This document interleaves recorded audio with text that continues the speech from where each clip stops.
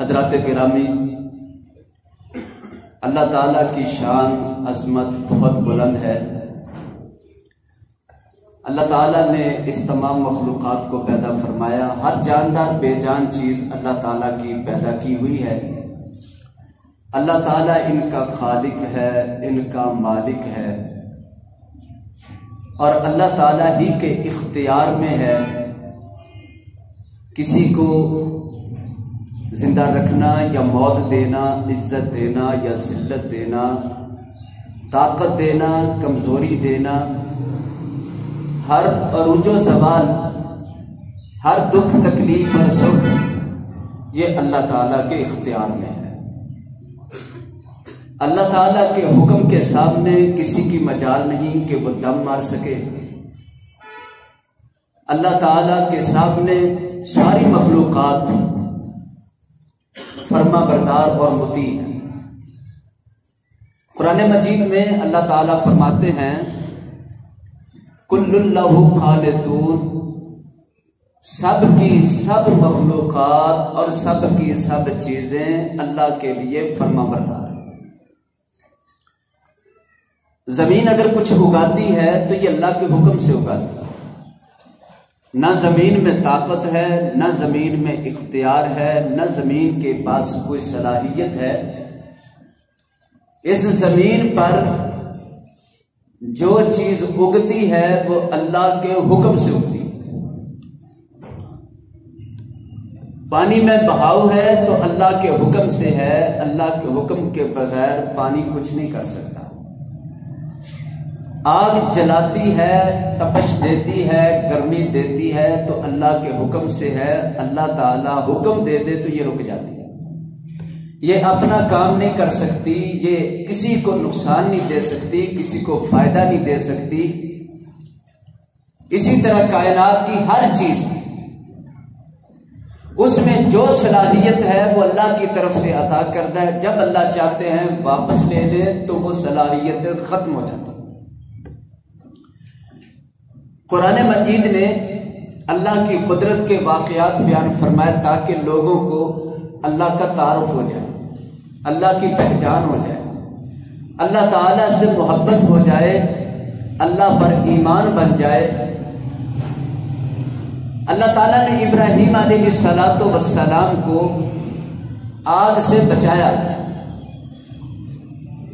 اس وقت کے سب لوگوں نے مل کر بہت زیادہ لکڑیوں کا ایک ڈھیر جمع کر لیا، اسے آگ لگائی اور یہ سوچا کہ ہم اس آگ میں ابراہیم علیہ السلام کو ڈال کے جلا دیں گے، ختم ہو جائے گا، ہم اسے سزا دیں گے اس بات کی کہ اس نے ہمارے بتوں کو توڑا ہے۔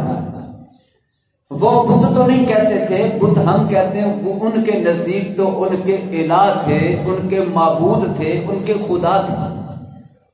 ان کا کہنا یہ تھا کہ ہمارے خداؤں کو جس نے مارا، ہمارے خداؤں کو جس نے نقصان دیا، ہمارے خداؤں کو جس نے توڑا، ٹکڑے ٹکڑے کیے، پاش پاش کیا ہے، ہم اسے سزا دیں گے۔ سزا یہ مقرر کی کہ آگ میں ڈال دو۔ آگ کتنی زیادہ ہو، بہت بڑا الاؤ ہونا چاہیے، بہت زیادہ ایندھن ہونا چاہیے، لہذا ہر شخص نے اپنی طاقت کے مطابق لکڑیاں جمع کی، لکڑیاں جمع کر کے اس ڈھیر میں ڈالی۔ ان بتوں کو ماننے والے اپنے بتوں کا بدلہ لینے کے لیے اس ڈھیر میں اپنا حصہ ڈالتے رہے۔ آگ لگائی گئی، آگ کے شعلے بہت بلند ہو گئے۔ قصہ مختصر، ابراہیم علیہ السلام کو آگ میں جھونک دیا گیا۔ سب کا کہنا یہ ہے کہ ابراہیم نہیں بچ سکتا، آگ جلا دے گی۔ آگ جلاتی ضرور ہے، لیکن جب اللہ تعالیٰ اسے روک دے تو پھر وہ جلا نہیں سکتی۔ اللہ تعالیٰ نے حکم فرما دیا قُلْنَا يَا نَارُ كُونِي بَرْدًا وَسَلَامًا عَلَىٰ ابراہیم، اے آگ ابراہیم علیہ السلام پر ٹھنڈی اور سلامتی والی بن جا۔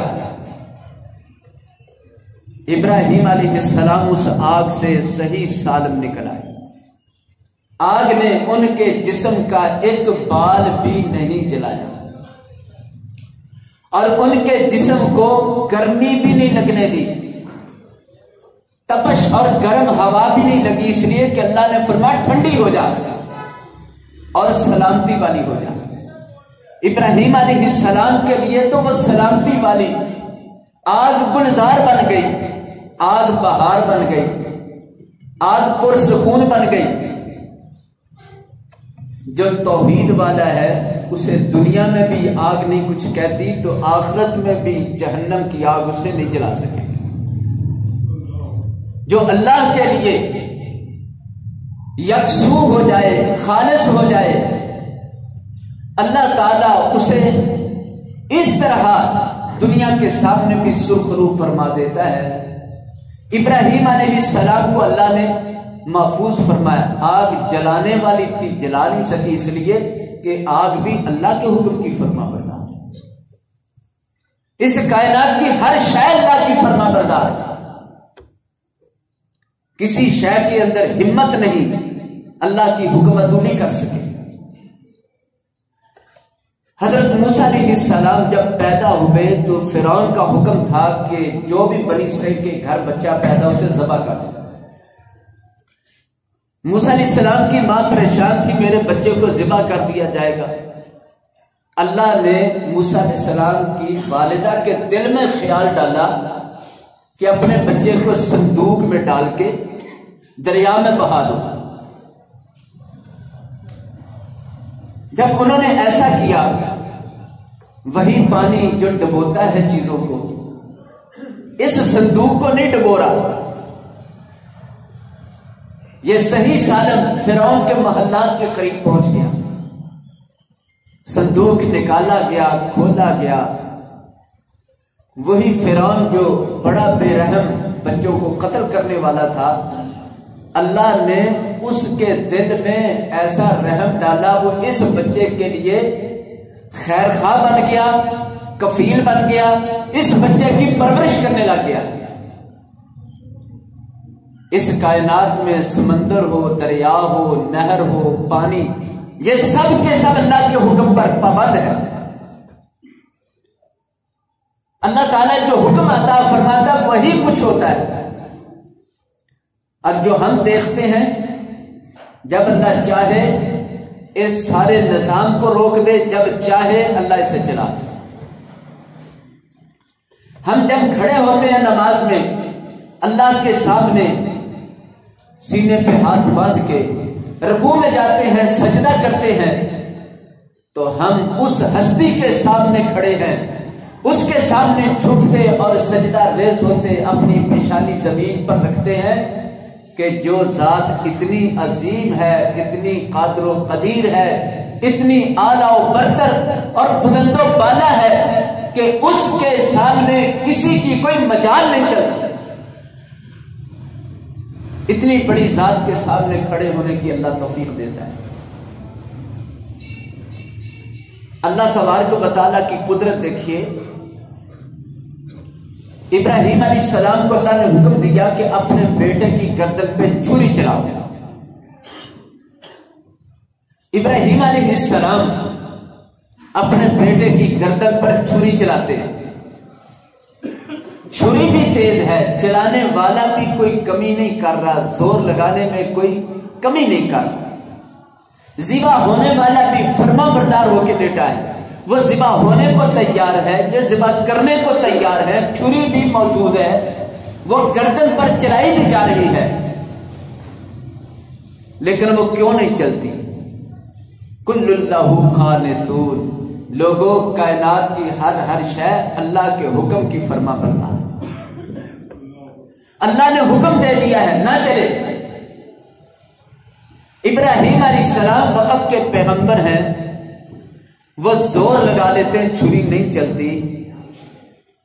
3 بار کوشش کی، چھری نہیں چلتی. چھری تیز کر کے دیکھی، چھری نہیں چلتی. باقی ہر شے کاٹ لیتی ہے، لیکن اسماعیل علیہ السلام کی گردن نہیں کاٹ رہی. کیا وجہ ہے؟ آسمان سے آواز آ جاتی ہے ہم نے آپ کے بیٹے کو ذبح نہیں کروانا، ہم نے تو حکم دیا تھا کہ ایسا کرو، آپ نے ہماری فرما برداری کی، ہم نے یہی دیکھنا تھا فرما برداری کو، ہم نے بچہ ذبح نہیں کروانا تھا، لہذا آپ نے ہماری طرف سے آنے والے خواب کو سچ کر دیا ہے، آپ نے وہ حکم قبول کر کے دکھا دیا۔ ابراہیم علیہ السلام کی چھری اس لیے نہیں چلی کہ اس پر حکم اللہ کا چلتا ہے۔ اللہ تعالیٰ قرآن مجید میں فرماتے ہیں ان اللہ علی کل شیء قدیر، اللہ ہر چیز پر قادر ہے۔ انسان کی سوچ وہاں نہیں پہنچ سکتی جہاں اللہ اپنی قدرت دکھا دیتا ہے۔ قرآن مجید کا واقعہ، حضرت یونس علیہ السلام اپنی قوم سے ناراض ہو کر عذاب کی خبر دے کر بستی سے نکل جاتے ہیں۔ اصول اور ضابطہ یہ ہے کہ پیغمبر اپنی ڈیوٹی پر رہے گا، جس بستی میں اسے نبی مقرر کیا گیا ہے اسی بستی میں رہے گا جب تک کہ اللہ تعالیٰ نکلنے کی اجازت نہ عطا فرمائے۔ حضرت یونس علیہ السلام اللہ کی طرف سے عذاب کی خبر لوگوں کو سنانے کے بعد انتظار کیے بغیر اللہ کے حکم کے آنے کے پہلے ہی اپنی بستی چھوڑ کر چلے گئے، اور سوچا یہ تھا کہ اب ان پر عذاب آ جانا ہے، لہذا میرا یہاں ٹھہرنے کا کوئی مقصد نہیں ہے۔ حضرت یونس علیہ السلام اس بستی سے چلے گئے، بستی والوں کو اللہ نے توبہ کی توفیق دے دی۔ سارے بستی کے لوگ جو ان کے آگے تھے، لیڈر تھے، ان کے ذمہ داران تھے، انہوں نے سوچا کہ پہلے بھی کئی قوموں پر عذاب آئے اور وہ صفا ہستی سے مٹ گئی، کہیں ایسا ہی نہ ہو کہ ہم پر عذاب آ جائے، ہمیں اللہ سے معافی مانگنی چاہیے۔ انہوں نے سب لوگوں کو جمع کر کے سمجھایا، لوگ اس بات پر آمادہ ہو گئے۔ دیکھیں خوش نصیبی اسے کہتے ہیں، اللہ سمجھ دے دے۔ اگر عقل کا دروازہ بند ہو جائے تو پھر انسان کے لیے بڑی مشکلات پیدا ہو جاتی ہیں، پھر انسان مقابلے پر اتر آتا ہے، ضد پر اتر آتا ہے، لڑائی پر اتر آتا ہے، لیکن سچی ستھری صحیح عقل والی بات کو تسلیم نہیں کرتا۔ ان لوگوں نے توبہ کے لیے، اللہ تعالی سے معافی مانگنے کے لیے پکا ارادہ کر لیا، اور اللہ وہ شہنشاہ ہے کہ کوئی توبہ کا ارادہ بھی کر لے تو اللہ تعالیٰ اس پہ مہربانی شروع کر دیتا ہے، توبہ کی توفیق دے دیتا ہے، توبہ کے لیے اسباب دے دیتا ہے، آسانیاں دے دیتا ہے۔ اگر سچا ارادہ توبہ کا تو گویا وہ توبہ قائم ہو ہی گیا۔ اس قوم نے توبہ کا پکا ارادہ کر لیا اور ڈھونڈنے لگے کہ ہمارا نبی کہاں چلا گیا، ناراض ہو کر چلا گیا ہے، اسے تلاش کر کے منایا جائے، لیکن نبی کہیں نہیں مل رہے، حضرت یونس علیہ السلام نہیں مل رہے۔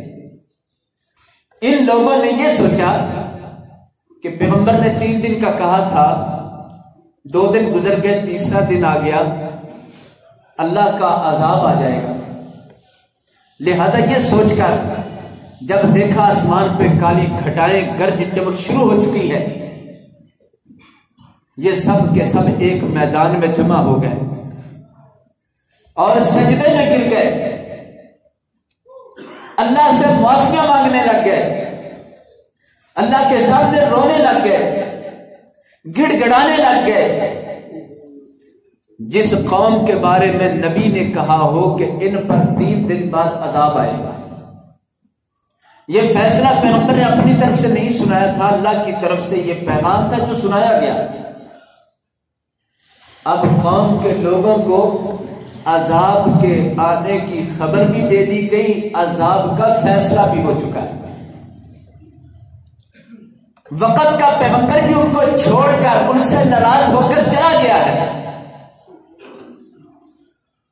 اب یہ اللہ کو منانے کے لیے سر سجدے میں رکھ دیتے ہیں، میدان کے اندر آ جاتے ہیں، بڑے بھی ہیں، بچے بھی ہیں، جوان بھی ہیں، سفید بالوں والے بھی ہیں، عورتیں بھی ہیں، حتیٰ کہ مفسرین نے لکھا وہ اپنے جانوروں کو بھی ادھر لے کے آ گئے اور کہنے لگے اے الہی اگر تو نے ہمیں عذاب دینا ہی ہے تو ہم تیرے سامنے روتے ہوئے گڑ گڑاتے ہوئے سجدے میں معافیاں مانگتے ہوئے ہی عذاب لیں گے۔ اور اللہ قرآن میں فرماتے ہیں وَمَا كَانَ اللَّهُ مُعَذِّبَهُمْ وَهُمْ يَسْتَغْفِرُونَ، جو بندہ اللہ سے استغفار کر رہا ہو، بخشش مانگ رہا ہو، اللہ ایسا نہیں ہے کہ معافی مانگنے والے پر عذاب بھیج دے۔ استغفار کے فائدوں میں سے، اللہ سے معافی مانگنے کے فائدوں میں سے ایک فائدہ یہ ہے کہ اللہ اس بندے پہ عذاب نازل نہیں فرماتا۔ یہ قوم سجدے میں گر گئی، عذاب کے سارے اثرات اور نشانات اوپر منڈلا رہے ہیں۔ اللہ فرماتے ہیں کسی بستی کو یہ توفیق نہیں ہوئی تھی کہ ہمارے عذاب کے اثرات دیکھ کر، نشانات دیکھ کر وہ توبہ طائب ہوتے، سوائے ایک بستی کے، وہ یونس علیہ السلام کی بستی ہے، وہ توبہ طائب ہوئے، ہم نے ان کی توبہ قبول کر لی، ان کو اوپر آئے عذاب کو ہم نے ٹال دیا اور واپس لے لیا۔ اللہ تعالیٰ تو اتنی بڑی ذات ہے۔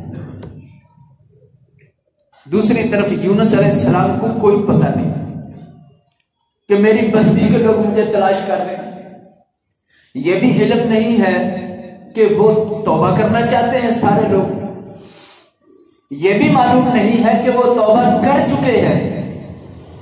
یونس علیہ السلام اس بستی سے نکلے، ایک کشتی میں سوار ہو گئے۔ قرآن فرماتا ہے فی الفلک المشحون، ایک بھری ہوئی کشتی تھی، پہلے اس میں وزن زیادہ تھا تو انہوں نے اس کشتی میں بیٹھنے کا ارادہ کیا، ان لوگوں نے ان کو بٹھا لیا، بھری کشتی میں سوار ہو گئے، کشتی چل پڑی، کشتی بھنور میں آ گئی۔ اب کشتی پر وزن زیادہ ہونے کی وجہ سے ملا نے کہا وزن زیادہ ہے، اگر کوئی ایک شخص اپنی جان کی قربانی دے دے تو باقی لوگ بچ سکتے ہیں۔ کوئی شخص بھی اپنی جان دینے کو تیار نہیں تھا، قرعہ ڈالا گیا، وہ حضرت یونس علیہ السلام کے نام پر۔ دوسرے لوگوں نے کہا یہ تو بہت نیک آدمی ہے، بہت اچھا انسان ہے، نبی دیکھنے میں بھی نیک، دیکھنے میں بھی بھلا اور پیارا اور بہترین ہوتا ہے۔ ویسے بھی نیکی کا ایک اپنا اثر ہے، نیکی کی وجہ سے انسان کی شخصیت پر بھی اچھا اثر پڑتا ہے، اور جن کو اللہ نے نیک بنایا ہو ان انبیاء کا کیا کہنا۔ حضرت یونس علیہ السلام کے بارے میں کہنے لگے ان کے بجائے کسی اور کا قرعہ نکال۔ دوبارہ قرعہ ڈالا، پھر یونس علیہ السلام کا نام، تیسری بار ڈالا، پھر یونس علیہ السلام کا نام۔ یونس علیہ السلام فرمانے لگے میرے نام کا قرعہ نکلا ہے، میں ہی اللہ تعالی کے اس حکم اور اس فیصلے کے مطابق کہ وہ مالک میرا ہی نام جو نکال رہا ہے، میں سمندر میں کود جاتا ہوں۔ یونس علیہ السلام سمندر میں کود جاتے ہیں۔ اللہ تعالیٰ نے آگے ایک اور نظام بنا دیا، مچھلی کے منہ میں چلے گئے، مچھلی کو حکم دیا وہ سمندر کی تہہ میں چلی جائے۔ یونس علیہ السلام کو نہیں پتا وہ کہاں آ پہنچے، بہت بڑی مشکل میں آ گئے۔ کوئی سوچ نہیں سکتا کہ سمندر میں کودنے والا بچ جائے، یہ میرا رب ہے جس کی قدرت اور طاقت یہ ہے کہ جو آگ میں بھی ایک بال نہ جلنے دے، جو چھری کے نیچے خراش بھی نہ آنے دے۔ اس رب کے بارے میں، اس کی شان کے بارے میں آپ کیا کہیں گے؟ خوش نصیب ہیں وہ لوگ جو اللہ رب العالمین پر ایمان لائے، بد نصیب رہ گئے وہ جو اس کائنات کے خالق، مالک، رازق، اس سے لا علمی میں زندگی گزار گئے۔ اللہ رب العالمین نے یونس علیہ السلام کو کشتی کے پیٹ میں پہنچا دیا، کشتی سمندر کی تہہ میں چلی گئی، مچھلی کے پیٹ میں پہنچا دیا، مچھلی سمندر کی تہہ میں، مچھلی کو اجازت نہیں کہ وہ حضرت یونس علیہ السلام کو ہضم کر جائے۔ یونس علیہ السلام سوچنے لگے میں کس جگہ آ گیا ہوں، لیکن ایمان والا شخص اس بات کو جانتا ہے کہ کتنی بڑی بھی مشکل ہو، موت کے منہ میں بھی چلے جاؤ، پھر بھی اللہ وہ ذات ہے جو اسے بچا سکتا ہے، اللہ وہ ذات ہے جو اس کی مشکل حل کر سکتا ہے، اللہ ہی وہ اکیلا سہارا ہے جو اس کو اس مشکل سے نکال کر آسانی میں لا سکتا ہے۔ وہ ہر حال میں سنتا بھی ہے، دیکھتا بھی ہے، جانتا بھی ہے، اس بات پر طاقت بھی رکھتا ہے کہ وہ ان چیزوں کو، ان مصیبتوں کو، بلاؤں کو ہٹا دے، وہ ساری قوت اور طاقت رکھتا ہے۔ اب تو لوگوں نے اللہ کو چھوڑ کر اپنے جیسے انسان جو فوت ہو گئے ان کی طاقت یہ بنا دی ہے کہ وہ دیکھتے بھی ہیں، سنتے بھی ہیں، جو چاہیں وہ کر دیتے ہیں۔ نہ اللہ کی تعریف، اللہ کی شان، اللہ کا مقام اس کو کوئی نہیں پہنچ سکتا۔ اس طرح کہہ کے تو آپ دو الہ بنا رہے ہیں، ایک اللہ کو مانا، ایک اللہ جیسا اور کھڑا کر دیا ہے۔ میرے بھائی، اللہ کی کسی ایک صفت کا بھی 1000واں حصہ کوئی شخص نہیں پا سکتا۔ اللہ اپنی ذات میں بھی اکیلا، اپنی صفات میں بھی اکیلا، اپنے اختیارات میں بھی اکیلا۔ اللہ تعالیٰ کی صفات میں کوئی شریک نہیں، ذات میں کوئی شریک نہیں، اس کے اختیارات میں کسی کو کوئی مداخلت کا حق نہیں۔ اللہ تعالیٰ کی عبادت کے اندر کسی کی کوئی شراکت نہیں ہے۔ اس طرح کے واقعات، بالکل بزرگ اپنی جگہ بزرگ ہیں، لیکن بزرگوں کو خدا نہ بناؤ، اللہ کے برابر نہ کرو، اللہ کی شان کو سمجھو۔ اللہ تبارک و تعالی کتنی بڑی ہستی ہے، اللہ کا ذکر بھی عبادت ہے، اللہ کی ذات کی صفات کو یاد کرنا اور یاد رکھنا یہ بھی اللہ نے عبادت بنا دیا ہے۔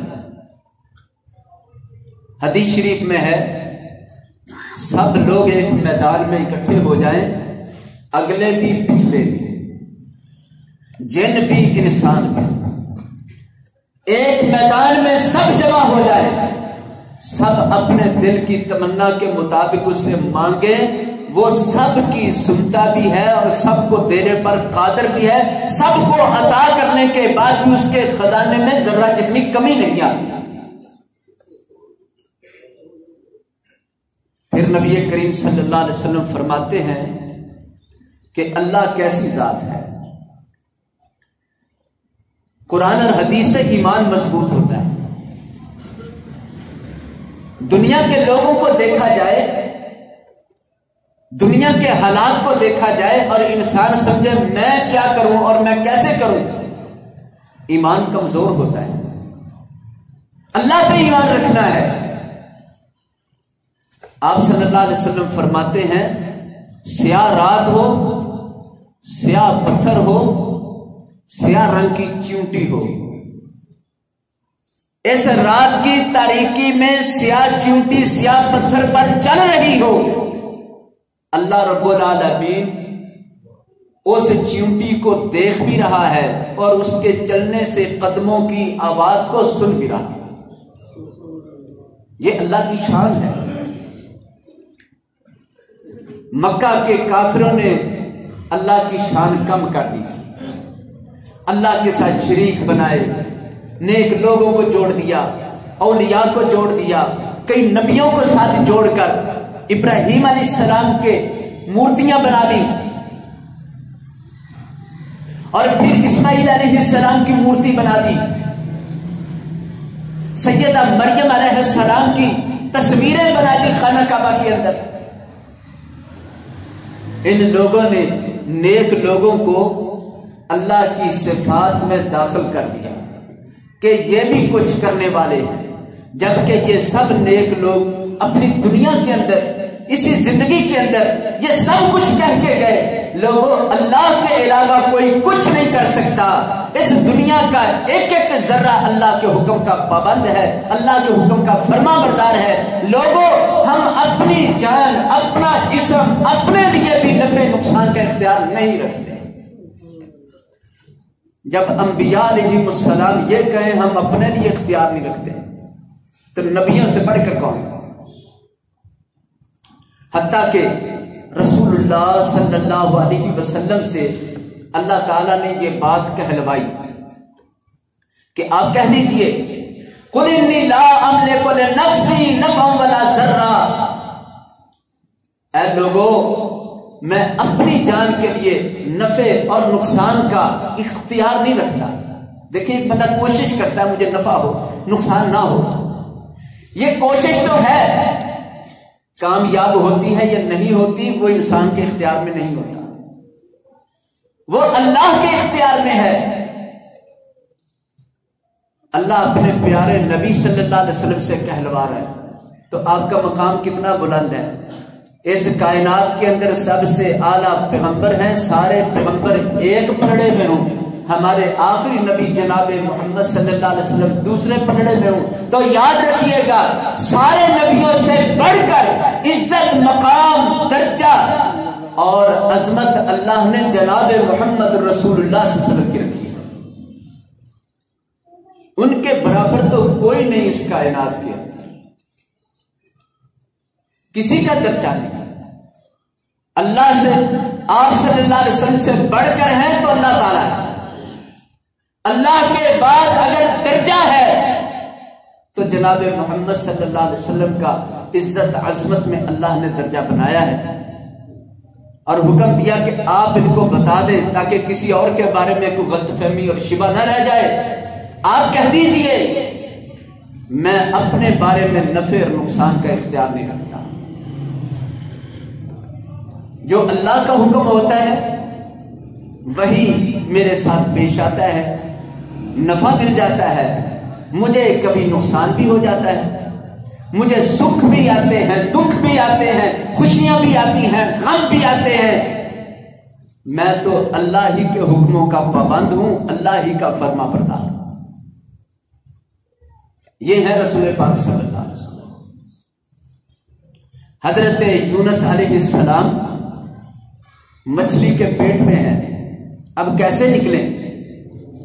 ایک مومن کا یہ یقین ہوتا ہے کہ میرا رب ہر چیز پر قادر ہے، مجھے اللہ سے رابطہ کرنا چاہیے، مجھے اللہ کو پکارنا چاہیے، مجھے اللہ سے التجا کرنی چاہیے۔ لہذا یونس علیہ السلام نے مچھلی کے پیٹ میں جو بات کہی قرآن نے وہ محفوظ فرمائی، اللہ نے قیامت تک کے لیے قرآن میں نازل فرما کر محفوظ فرمائی کہ یونس علیہ السلام فرمانے لگے، عرض کرنے لگے لا الہ الا انت سبحانک انی کنت من الظالمین، اللہ تیرے علاوہ کوئی نہیں، کوئی الہ نہیں، کوئی عبادت کے لائق ہی نہیں، تو پاک ہے، اور مجھ سے کوئی غلطی خطا سرزد ہو گئی ہے، اے اللہ تو میری خطا معاف کر دے اور مجھے اس مصیبت سے نجات دے دے۔ بندے کا اپنے رب سے بات کرنے کا یہی سلیقہ ہے، بندہ اپنے رب کے سامنے کبھی نہیں کہہ سکتا تو نے مجھے مار ڈالا، تو نے میرا نقصان کر دیا، تو نے یہ کر دیا۔ استغفر اللہ، نعوذ باللہ۔ اے اللہ تو نے فلاں کام کیوں کر دیا، فلاں کیوں کر دیا؟ یہ بندے کو حق ہی نہیں ہے اس طرح اللہ کے سامنے بولے۔ یونس علیہ السلام کی مثال سامنے، پتہ نہیں غلطی کیا ہوئی ہے، لیکن اتنی بڑی مصیبت میں گرفتار ہیں، سمندر کی مچھلی کے پیٹ میں اندھیروں کے اندر، اور وہاں کہہ رہے اللہ تیرے علاوہ کوئی مددگار نہیں، تیرے علاوہ کوئی میری مشکل کو حل کرنے پہ قادر نہیں ہے، تو تو ساری کمزوریوں سے پاک ہے۔ انی کنتو من الظالمین، اللہ مجھ سے کوئی خطا ہو گئی ہے، مجھ سے کوئی غلطی ہوئی ہے، اللہ میں تجھ سے غلطی کی معافی چاہتا ہوں۔ بندے کا کام ہے اللہ کے سامنے اپنی خطا کا اقرار کرنا، اپنی خطا قبول کرنا۔ اگر معلوم نہیں مصیبت آنے پر وہ یہی سمجھے میرے رب نے ظلم نہیں کیا بلکہ مجھ سے کوئی خطا ہوئی جس کی بنا پر مجھے سزا مل رہی ہے۔ یہ ایک پیغمبر کا جملہ ہے۔ اور جو لوگ یہ کہتے ہیں اللہ نے میرے ساتھ بہت برا کیا، اللہ نے میرا یہ کر دیا، اللہ نے میرے ساتھ وہ کر دیا، وہ شیطان کی زبان بولتے۔ قرآن فرماتا ہے کہ جب اللہ نے آدم علیہ السلام کو بلند درجہ دے دیا، شیطان کو دربار سے نکال دیا، شیطان پر لعنت ڈال دی گئی، تو شیطان کہنے لگا اے میرے رب فَبِمَا غَوَيْتَنِي، تو نے مجھے گمراہ کر ڈالا۔ استغفر اللہ، اللہ نے کیسے گمراہ اسے کر دیا؟ اپنی گمراہی، اپنی غلطی، اپنی خطا، اپنا گناہ، اپنا جرم اللہ پر ڈال رہا ہے کہ اللہ نے ایسا کر دیا، اللہ نے مجھ سے یہ کروا دیا۔ سیدنا عبداللہ بن مسعود رضی اللہ تعالیٰ عنہ سے ایک مسئلہ پوچھا گیا، مسئلہ بتانے کے بعد کہنے لگے کہ اگر یہ مسئلہ درست ہوا، کیونکہ میں نے خود رسول اللہ صلی اللہ علیہ وسلم سے اس بارے میں کچھ سنا نہیں، اور میں سفر پر ہوں بہت دور مدینہ منورہ سے، اور اگر میں جا کر پوچھوں گا اگر تو مسئلہ اسی طرح ہوا تو الحمدللہ میری بات ٹھیک ہو گئی، تو یہ اللہ کی توفیق سے ہو گئی، اور اگر یہ بات ایسے نہ ہوئی جو میں نے بتایا یہ غلط ہو گیا، تو پھر یاد رکھنا یہ میری طرف سے ہے، یہ غلطی میری طرف سے ہوئی ہے، اور مجھے شیطان نے بہکا دیا ہے، میرے نفس اور شیطان کی طرف سے یہ غلطی آئی ہے، لہذا نہ یہ دین ہے نہ دین پر کوئی الزام۔ یہ ہے اللہ والوں کا کردار، یہ ہے اللہ والوں کا طریقہ اور رستہ کہ وہ اللہ کے بارے میں زبان کو محتاط رکھتے ہیں، وہ اللہ کی شان کو مانتے ہیں، اللہ کو پکارتے ہیں۔ سیدنا یونس علیہ السلام نے جب اللہ کو پکارا اور اپنی غلطی کا اقرار کیا، کیا سلیقہ تھا دعا کا، کیا ادب تھا دعا کا، کیا انداز تھا اللہ سے گفتگو کرنے کا، بندے کا اپنے مالک کے ساتھ گفتگو کرنے کا۔ اللہ فرماتے ہم نے دعا قبول کی، اپنے بندے یونس کو مچھلی سے صحیح سالم باہر نکالا، اور ساتھ فرمایا اگر وہ ہمارے ساتھ اس طرح ہماری تسبیح بیان نہ کرتا، معافی طلب نہ کرتا، ہم اسے قیامت تک کے لیے مچھلی کے پیٹ میں رکھتے، اور جب قیامت قائم کرتے اسے مچھلی کے ہی پیٹ سے نکال کے لاتے۔ اللہ تعالی ادب والے بندوں سے، جو اللہ سے محبت کرنے والے، اللہ سے ڈرنے والے، اللہ انہیں معافیاں بھی دیتا ہے، مصیبتوں سے نجات بھی دیتا ہے۔ اللہ سے دعا اللہ تعالیٰ قرآن و سنت پہ عمل کی توفیق عطا فرمائے۔